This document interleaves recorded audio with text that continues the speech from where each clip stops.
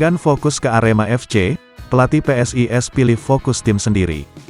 Gilbert Agius enggan terlalu banyak berpikir soal Arema FC yang akan menjadi lawan timnya pada lanjutan BRI Liga 1, pelatih PSIS Semarang ini memilih fokus kepada kondisi timnya sendiri. Menurut Agius, ia memiliki alasan kuat untuk lebih fokus kepada timnya alih-alih memikirkan tim lawan.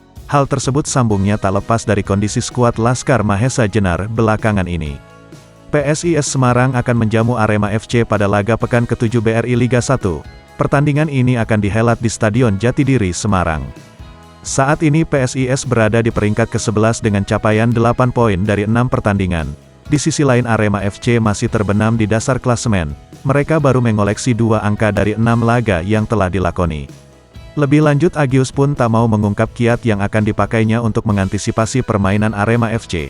Namun pelatih asal Malta tersebut memastikan bahwa mereka akan bermain dengan jati diri permainan sendiri.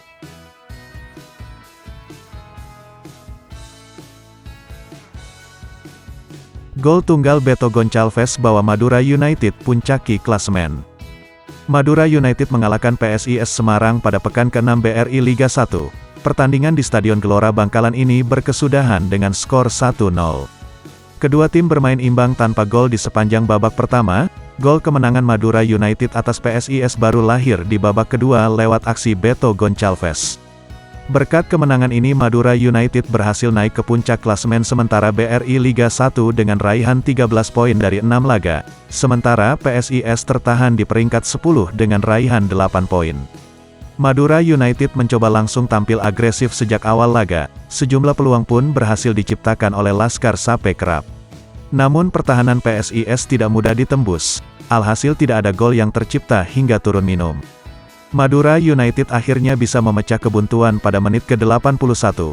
Gol sematawayang dalam laga itu dicetak oleh Beto Goncalves. Dia menjebol gawang lawan di babak kedua atau tepatnya pada menit ke-81.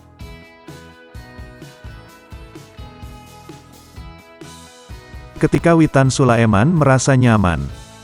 Witan Sulaiman sedang menikmati periode positif bersama Persija Jakarta di BRI Liga 1. Witan Sulaiman mengaku dalam kondisi yang nyaman, terlepas dari untuk peran apa dia dimainkan pelatih Thomas Doll. Sempat kesulitan di awal musim Witan Sulaiman perlahan bangkit dan tampil konsisten untuk Persija Jakarta. Pemain 21 tahun kini tercatat telah menyumbang 4 assist untuk Persija, paling banyak dibanding pemain lain. Menariknya Witan Sulaiman bangkit justru ketika tidak dimainkan pada posisi naturalnya. Mantan pemain AS Trencin itu dimainkan sebagai bek sayap atau wingback pada 2 laga terakhir. Perubahan itu cukup menarik, sebab Witan Sulaiman selama ini dikenal sebagai winger atau gelandang serang. Di luar dugaan Witan Sulaiman tampil bagus sebagai wingback, dia menunjukkan etos kerja yang sangat tinggi dalam menjalankan tugas termasuk membantu tim bertahan. Kini Witan Sulaiman sudah merasa nyaman dengan peran barunya, dan sudah mulai nyaman dengan taktik coach untuk jadi bek sayap.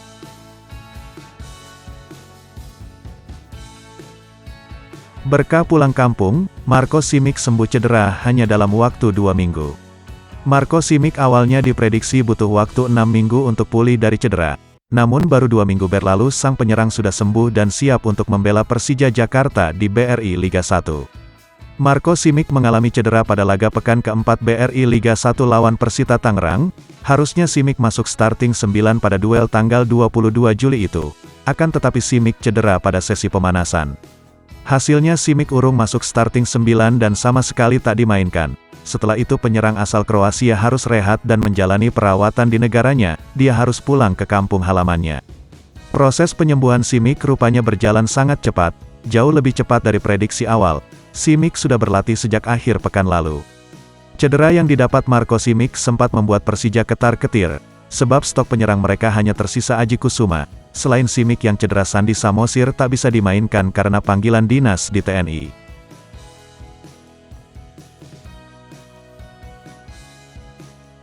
Thomas Doll, semua pemain bisa mencetak gol untuk Persija. Sejak kehilangan Marco Simic sesaat sebelum kalah 0-1 dari Persita Tangerang dalam pekan ke-4 BRI Liga 1 pada tanggal 22 Juli tahun 2023, Persija Jakarta dihujani kritik habis-habisan karena tidak memenuhi kuota 6 pemain asing. Padahal Thomas Doll telah meminta seorang striker asing untuk menemani Marco Simic di lini depan, tetapi tidak mampu diwujudkan manajemen. No striker no problem untuk Macan Kemayoran. Thomas Doll menganggap bahwa semua pemain bisa mencetak gol buat tim ibu kota. Persija mampu 4 kali membobol gawang lawan meski bermain tanpa pemain bernomor punggung 9 tersebut.